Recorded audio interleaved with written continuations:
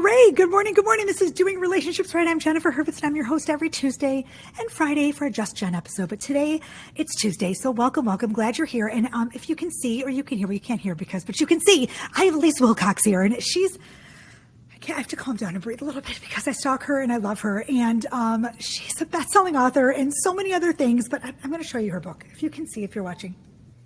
Oh, I should take my pink little thingy out. I have a little, okay. This book is called To Call Myself Beloved, a story of hope, healing, and coming home. And I'm like almost tearing up a little bit. I don't know why I'm so emotional about this, but Leisse, you are just like, I don't even know where to start. Can you tell everyone a little bit about you, how you started writing, how you started doing everything you do? First of all, truth and beauty in your relationship to self and others, correct? Mm-hmm. Okay. I mean, I don't even know. We were talking so much before the show. I don't even know what even to like start with, but I feel like just a better person sitting here. I am so happy to be here. I'm like physically can't stop moving. Okay, we're going to tap back into the present moment. So yes, my name is Leisse Wilcox. I'm a conscious relationship coach. And for me, relationship coaching is different. Like the kind that I do is very different, I think, than the kind that you do. Absolutely. Right? I have to figure that out. I very much focus on finding the truth and the beauty in the relationship we have with ourselves and with others.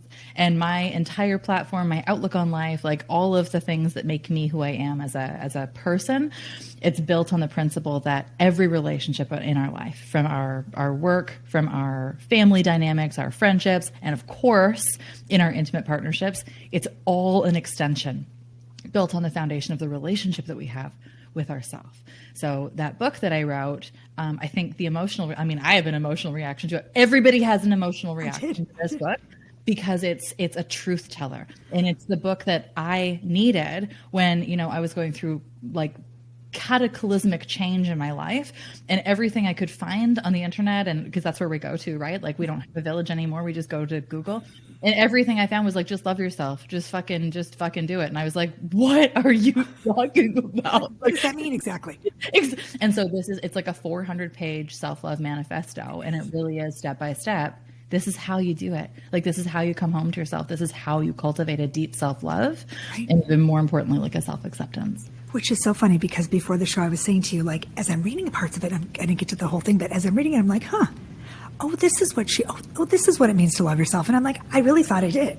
Yeah. I thought I'm like a pretty self-aware. I love myself. I shout it from the rooftops. Love yourself. When I'm dating coaching, I'm like, you need to love yourself first. Yeah. I don't think I really knew what that meant until I started reading your book. Because as I got through like certain parts of it, I'm like, oh, wait a minute. Holy shit, no. Like, this is what it means to love yourself. Like, I like don't want to cry, but like, I don't even think I tapped into it.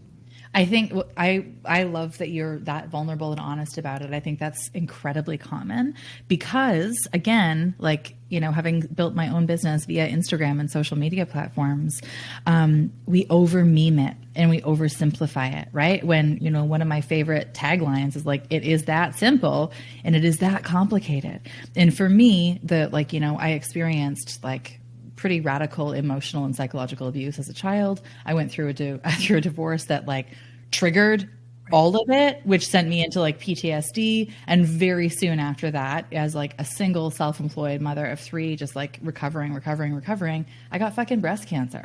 And for me, breast cancer like was kind of that straw, I think, that broke the camel's back. Cause I was like, I get it now. Like, I get it. I love myself. This is cool. Like, look at me taking care of myself.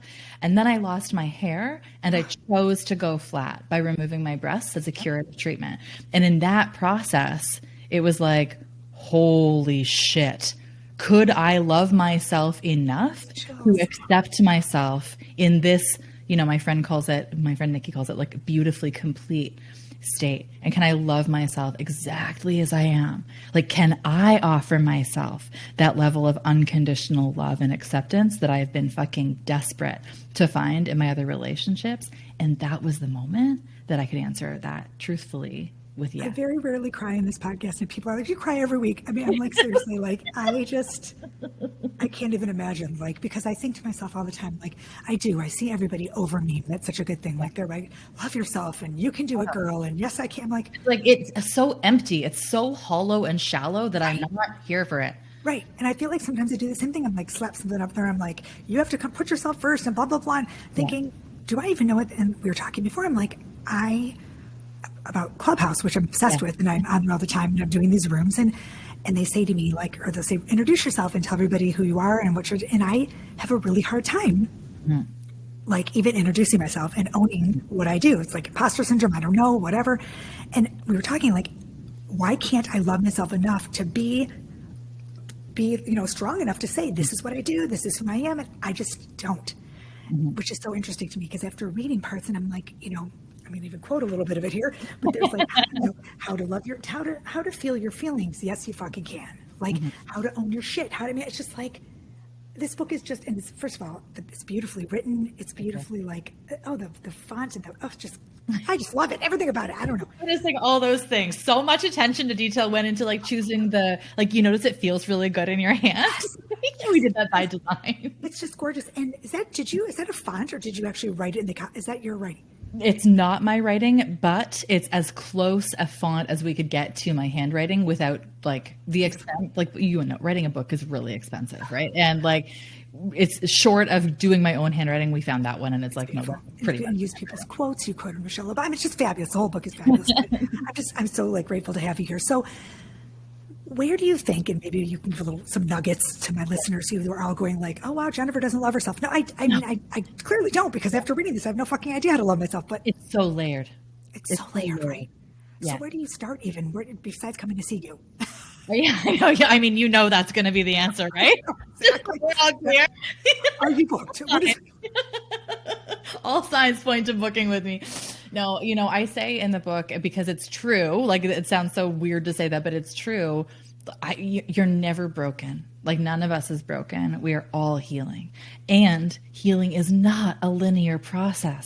We have in our heads that, humans follow this algorithm of behavior, like, oh, if I do this, then I get that, right? If I do, I achieve, I repeat. So if I want to achieve more, I just do more, and I just keep repeating that over and over again. But sometimes that works. And we're going to talk about that a little bit, I think, when we talk about some masculine and feminine energy. But that's a model that we've been really taught to follow as like the standard definition of what success looks like, right? When you're a kid, you study hard, you get a good grade. Oh, you get a good grade, you get money from your parents. You get money from your parents, you go to the store, you buy a cookie. It's like, it just escalates. You want more, you do more. That feeling of success is such a moving target. So when we think about it from a healing perspective, that's a very broken or flawed model to look at in terms of like, oh, I do love myself or I don't love myself. It's not binary. It's not black and white.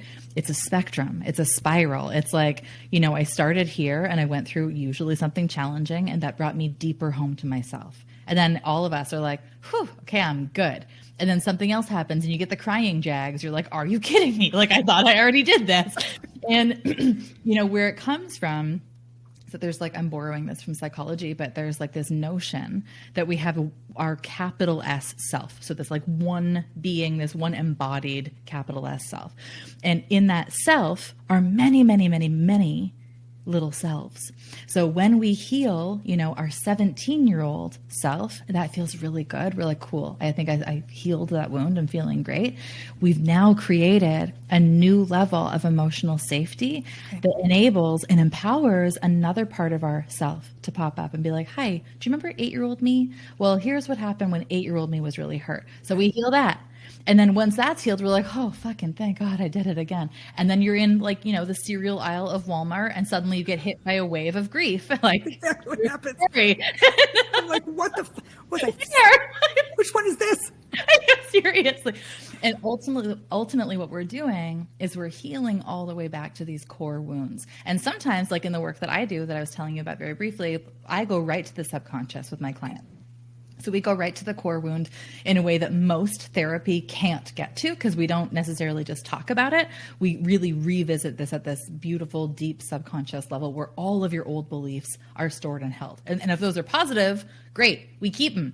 But if they're like not serving you and they're kind of toxic behaviors, that we start to heal those. But what I was going to say before that little tangent is that when you have that core wound, like let's say it is an attachment thing, or, you know, a fear of rejection, or your parents taught you or showed you that love is so conditional that you have to perform for it. Or when you do perform and you achieve really well, this happened to a friend of mine who played in the NFL. He learned at age 5 that if he got a touchdown, mommy loved him so much. So he's like, fuck, that's easy. I'll just keep scoring touchdowns. Doing it right, exactly. And that's a problem because now we have this initial wound that informs every other part of ourselves going forward. So that healing process, that like cyclical spiral model of healing, we have to heal every little individual self that was affected by that initial wound, which is why you can absolutely love yourself and still totally reject parts of yourself. And that's where the emotion or the anxiety, the incongruousness comes from when it's not an embodied, like complete or holistic love and acceptance of self. Okay, I have a question. So let's say that it's not an act, or let's say it's a person that is the issue, Yeah. or the, you know, like let's say it's my dad or a person, and I thought that you think you healed it and you think that you're over it, but you clearly are not. So that's a layer that you have to, you know what I'm saying? Yeah. Like, can you move forward without being angry? Like that's my whole issue. I'm being very vulnerable. Listeners, listen. But like moving on, like it's like I'm so resentful that I'm trying so hard not to bring that into my parenting. Yeah. Yeah. And I find myself like checking myself, like don't do this because this is how you were, and you don't want this to using. So like, am I making sense? I'm trying not to have the same behavior that I had as a Absolutely. to have that behavior. Absolutely. And But go ahead, sorry. No, go. Yeah, I get so excited about this because like you're on the cusp of really healing this, right? And it's like, I'm like, okay, here we go. So because I thought it was okay. Like I thought it was over it, but and maybe there is no over it, right? I think that over it again, it's that algorithm. It's like, okay, I had this experience, X number of years have gone by. Now it's time to get over it. I would argue that it's more of a processing and an acceptance. And whenever anger is present, that's an excellent indicator that something is unresolved and that there's no getting over it. You got to go through it. Right. So when that anger is present, like I always say, you have to feel it to heal it. If we repress it or we ignore it or we just consciously are like, okay, I'm never going to repeat that. That's a short-term fix. That's like a Band-Aid solution, right? I'm going to consciously choose to not parent like this, but I still feel triggered all the bloody time when this happens, and it snaps me back to that moment of unresolved anger or unresolved trauma. So like just intuitively from what you're saying, I would be willing to bet there's a lot of forgiveness that would like to happen that doesn't yet feel safe to happen. Because if the anger is that intense and it's like starting to feel almost like and this isn't a judgment, but like it feels like it's almost holding you back from doing what you want to do or showing up how you want to show up, that's excellent feedback, because our feelings are always just feedback, giving us insights as to what still needs to be healed. I would guess that the insight there is that there's some forgiveness that needs to happen in order to not even let go of the anger, but in order to process the anger and kind of embody it in a different way without suppressing it or bypassing it, but truly being able to like feel your way through it. And in doing so, that's how we move through to change the behavior. Absolutely. And I think you're absolutely right. I mean, 100%. Exactly. What you're saying is exactly, I mean, spot on. And I know that it's to hear you. I mean, it's like your voice is coming through the book, like what I'm reading. You know, like when you read other people's books and you know them and you can hear them talking. You know, it's like, it's just amazing. Yeah, you're just so smart. And it's true. It's like I wonder to myself, I was telling this before the podcast too, that before we started recording, I'm almost scared to do the work. I know that I'm just right there because I wonder what kind of person I would be if I was really living that, you know. And does that make sense? Absolutely. And I find that most of the people that come to work with me are exactly in that frame of mind. I'm 100% not the first coach you go and work with, right? Because it's like, it's so real. The work is so, I should be the first coach people go to work with, but like the work is so real and it's so genuine and it's so healing that your own self-defense mechanisms kick in because your subconscious honestly starts to register like, whoa, I can heal, or I can like feel the truth coming out of this. And I don't know that I'm ready to let go of it. So usually people go to coach, therapist, and then they're like, you know what? I'm starting to give up. Like, I think there's probably never going to be a way of making me feel better. And then they come to me and they're like, holy shit. Holy shit. So like all of what you're saying is so common. And there's this fear that, especially when we're successful, it's like, I can't, it's totally not safe for me to do this a different way because then I will lose everything I love about myself. And that's a fallacy. That's a fear response. It is not rooted in intuition. It's rooted purely in fear. Absolutely. And you know, like, have you ever had, I don't know, what's a great example? Like, I don't know, like you're eating pasta, like spaghetti bolognese, and you're eating it. It's like the best thing you've ever eaten. You're like, trust me, nothing could ever taste better than this. Like nothing. And then like you have pasta carbonara and you're like, okay, nothing could ever get better. Like you don't know what you don't know. That's my favorite line. You don't know what you don't know. That's exactly right. And the emotional healing work is like, it's exactly the same because we get so used to feeling a particular way that it becomes a part of who we are, right? The stories become a part of who we are. The emotional safety becomes a part of who we are. The neurological safety becomes a part of who we are. And the thought of doing something differently or feeling differently is too threatening. That's not helpful. You genuinely tap into that space where you're like, okay, I am afraid and I trust her. Like I trust her to guide me through this process. And it's scary. It is because, you know, like I always say coaches need coaches. Yeah. And, you know, we were talking and it's like, I really truly believe that. But my whole issue when, you know, I mean, I've been through therapists and coach and, you know, business coaches and this coach and that coach is that just when I'm ready to do the work or get there or actually do what I need to do, I say, oh, I'm good. Yeah. I'm good. I got this. I'm fine. Or I get, and I think it's just, you're absolutely right. It's just a 100%. I'm scared out of my mind. I'm scared shitless that I'm actually, and I'm not good with change anyway. Yeah. I kind of like things. Yeah. I'm a people pleaser. Can you tell? And, you know, so I'm like happy when everyone's happy and I don't like confrontation. And I know the work that I have to do involves other people. Yeah. And I don't want to upset anyone. Yeah. And who would you upset the most? Like, who are you nervous about upsetting the most? It's never me. I'm always like, I got this. I'm okay. But then it's always me that's the most upset. Yeah.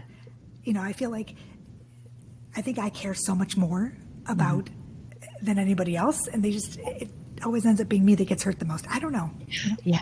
And well, that's the Fawn response to fear, right? So when we have, I know you know this, but like there's fight, flight, freeze, and fawn. And that fawn response is like, it's so, and I have a high emotional intelligence. And so I can tell you from intimate personal experience that a lot of those safety mechanisms kick in because like when you're little, you can feel the tension and you don't just notice it. It's like you feel it physically. Like it feels like physical pain, right? Because it's so intense.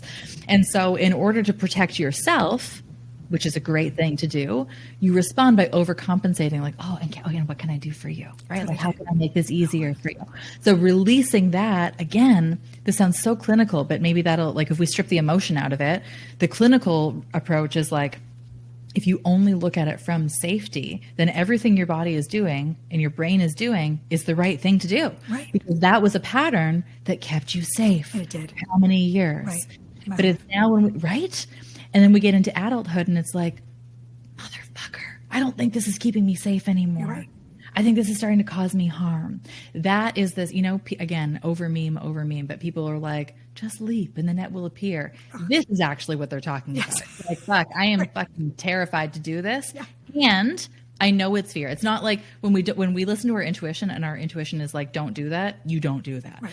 The Soberlink system is designed to make parenting time safer with real-time remote alcohol monitoring. Soberlink uniquely combines a breathalyzer with wireless connectivity and is the only system that includes facial recognition, tamper detection, and advanced reporting. Parents can submit a test anytime, anywhere, thanks to Soberlink's wireless technology, which delivers test results by text message or email to the concerned parties. Simplify co-parenting arrangements by using the system that provides transparency and proof of sobriety throughout the day. Flexible schedules combined with real-time delivery of results make Soberlink the experts in remote alcohol monitoring technology. It's my pleasure to offer my listeners $50 off your device. Just email info@soberlink.com and mention Doing Divorce Right. But hurry, it's for a limited time only. Soberlink.com.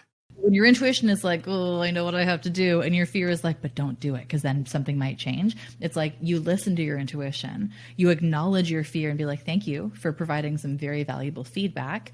I feel actually very safe in the presence of this coach or this therapist, whatever it is, whoever it is. And I feel like while I can feel scared, I can also trust that I'm ready to let go of those old patterns. And the cool thing, again, very clinically, is that your subconscious, like its prime objective is to keep you safe. So it'll never do anything that will take you out of integrity with keeping yourself safe. Like it always wants what's best for you. Your brain always wants to do what's best for you. It just doesn't have a lot of nuance, right? So it kicks into like, oh, we did this before and it worked over and over again. So we just keep repeating. Right. The nuance of being a human comes from like, cool, it used to work, but I think I'm ready to do something different. And when we do something different, we're creating that new neurological safety because we're releasing the negative pain or the negative emotions around the event while keeping all of the lessons. So you don't ever lose any of the good shit that makes you who you are. You don't lose the drive. You don't lose the success. You start to lose things like, I've had this experience personally. I can share that like you start to like lose parts of your ego. So suddenly it's like, no, I really just want to do this work because it feels good. And I feel like I can be of service to people versus I have to be like the leading coach in this field because my ego needs to prove that I can. Right. When you lose that sense of like, you not lose, when you heal that sense of like, there's a part of me that feels like it will never, ever, ever, ever, ever be enough. When you heal that, I know. I'm listening to you going, please. I know. That is right. I'm like that. That is. It's. But is that? I'm telling you, that's from my childhood. Yeah, that is. I mean, like I was. I always thought. And I know this. I mean, they never said I wasn't. I mean, I could never. Yeah. I was never enough. I feel like I'm not. You know. Yeah. And people don't have to say it. That's the thing, right? It's like, and this is, I'm not a blame your parents kind of person. God, no. God, they were amazing. We're all figuring stuff out. Yeah, my kids are good. I say to them, guys, what are you going to tell everybody about me when you get older? That I'm cuckoo crazy? They're like, Mom, we have a list. We have a list, Jen, as they call me Jen. Okay. I'm like, really? Are you fucking kidding me?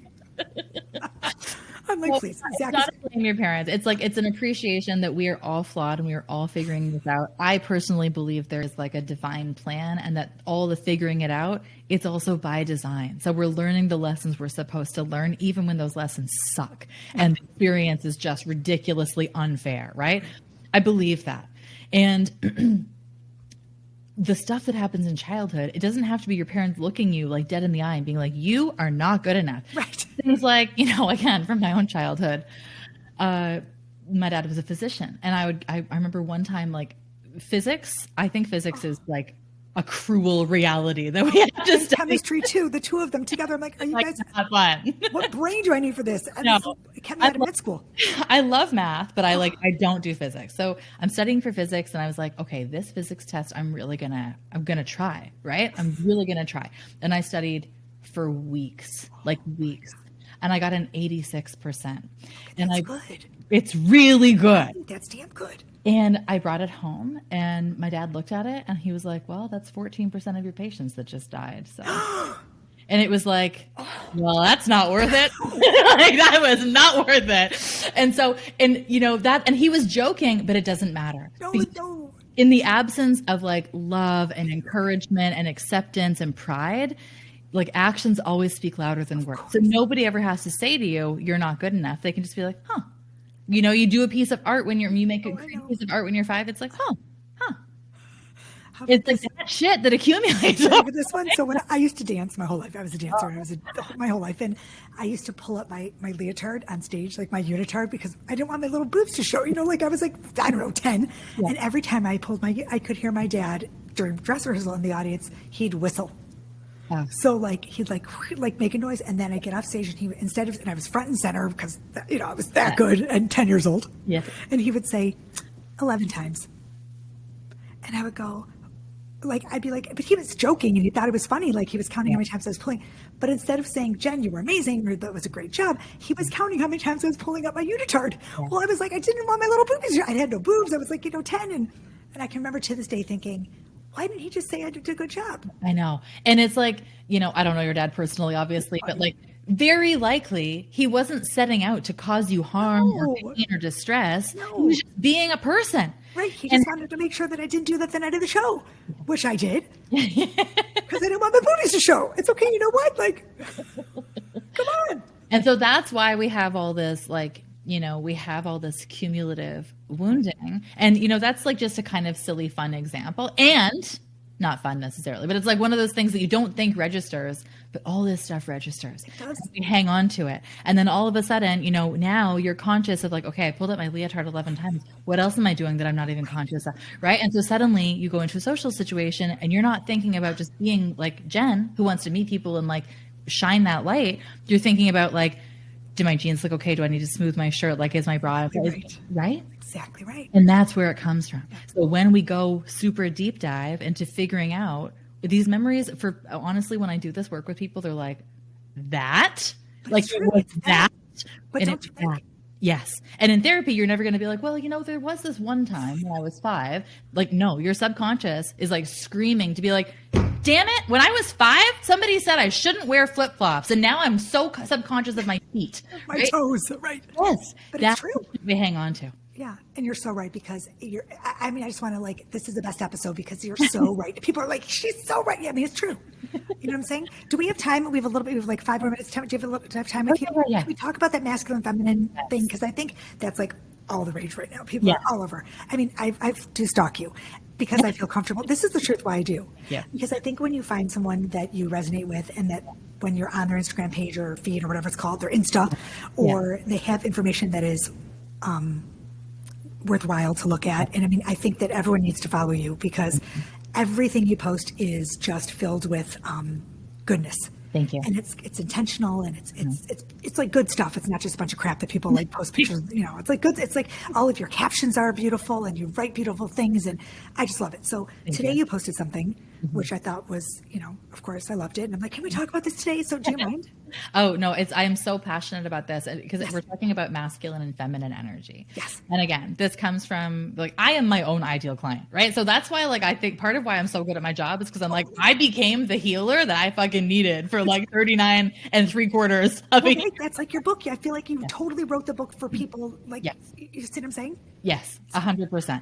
And so I can speak to this not only from my own personal experience, but now I've mentored people through this experience as well. Right. So we have this blend of energies within us. It's not identity, it's not gendered, it's nothing like that. It's an energy. We have a masculine energy and we have a feminine energy. And a lot of us, I'm going to say like us here, who are successful, driven, have been through shit, have overcome, have been through more, have overcome that. Like, we've just succeeded in spite of everything, tend to have a lot of masculine energy because it's the driver. Right. It's the push, push, push. It's the, I see this goal, I got to make it happen. I'm going to do whatever it takes to make it happen. If plan A doesn't work, trust me, I've got 17 plans where that came from, and I am just going to go down the list until I make it happen. I'm going to force it. That is so positive, especially when you've been through some shit, or especially when you do have a goal. Like, I'm a single parent. I have to be wealthy. Like, I have to, failure is not an option for me in my business, right? It's not an option. I have to succeed. And so then I have to do what it takes, as long as it's in integrity with me, to make that happen. Yes. And that's where the shift happens, is that the balance to that energy is this feminine energy. And instead of being like do, achieve, repeat, or focus on the success or measuring success with, like measurable objectives and outcomes. I had 18 clients this year, or instead of measuring it like that, we start to switch over into like, okay, here's this vision of my life. Here's a vision of how I want to feel. Here's a very clear layout of what my own personal values are and what feels really, really good for me as a person. And I start to shift my definition of success around like what feels great. You know, I could have 18 clients, for example, like using a business example, but if my 18 clients are all assholes, well, that work doesn't feel good for me. It feels like super out of integrity and alignment. So when I shift back into like what would feel good, what do I need, how do I need to show up in order to attract those people into my life? Suddenly we're operating not from like measurable objectives, but from feelings based on our own values and what is like this beautiful, trusting vision that we have. So instead of like, I have to get, 18 dates or 17 dates by April 2021, I can be like, you know what? I had 3 dates and oh my God, there was such a connection in each one for some other reason. It's just switching that focus, right? And so my argument is not only does that reframe how we see success, because we can shift from one that's very heavy only on objective and like end goal product into this energy that's very focused on the process and slowing it down and appreciating the pleasure involved with every step of the way. That becomes a fascinating study in how we approach our relationships. If we're on dating apps, personal experience, are we the ones who are messaging first and being like, hey, I'm so happy we matched, blah, blah, blah, blah, blah. You want to go? Or are we being like, I'm a fucking fox. Like, I am such a catch. I am just going to wait for him to message me. And if he doesn't, thank you, decision's already made. Because I trust the process so beautifully. I don't need to get 17 swipes. Right? I need one genuine connection or one cool conversation that's very quantity over quality, or quality over quantity. Totally. Yeah. Does that make sense? Of course. Okay. I just wanted my listeners to really get it. Yeah, and you know what? I too have a problem with that. We're talking about me while I'm here, just because it's my show. But a lot of times and especially over, I don't know if it's been COVID and the whole whatever, and just my depression with this whole thing. But I have really had a tough time this year with, maybe because I'm on social media so much more, with just shutting out the noise and being able to just focus on the quality instead of the quantity of everything in my life, right? Of everything. Everything. I know. It's like, oh my God, even the people that are important to me, like on Instagram, not even important, but like the quality of the people that I'm even having conversations with. Mm-hmm. It's like I have people coming into my inbox all the time. I'm like, you know what? I need to, and it's hard. It's hard. Very hard. And especially for a people pleaser. 100%. Because now, again, when you shift that back to focusing on your values, if one of your values is like to keep the peace, then it's in alignment with you to keep the peace and do what it takes, right? But when that starts to feel like an energetic drain or output, or like you're being sucked dry, now you're violating another value, which say is like peace or feeling grounded, right? So now you've got this internal conflict between doing what feels good and doing what you think should feel good, and they're battling it out together. So it's like, again, not to beat a dead horse here, but it's like more feedback of what still needs to be healed. Okay, I have one more question before you go. So do you think a lot of this comes with maturity? Or do you think it definitely has to be like something that's learned? It's both, but I think that typically we learn that through our maturity. Okay. And I, again, from my own experience, like, we can study child development, and there are these milestones that happen so predictably. Baby rolls over at this many months and loses a tooth at this many months. And then like once they turn 19, it's as if psychology was like, okay, cool, we raised the children, it's done. No, fallacy. We keep growing and developing on very, very, very predictable timelines and milestones and markers throughout our lives. And I think I hit some of those like waking up, like midlife crisis moments early, like in my early 30s, versus most people who are hitting them in their 40s. Yep. And so sure, it's maturity. Sure, it's normal, natural human development that we get to this like midlife breaking point of like, what the fuck am I doing here? Yeah. And what is my purpose? Yeah. And I also think that coincides with, around the 40-year-old mark of like, I actually am so done with this. Like, I'm exhausted. I'm tired of playing all these roles. I have worn all the hats.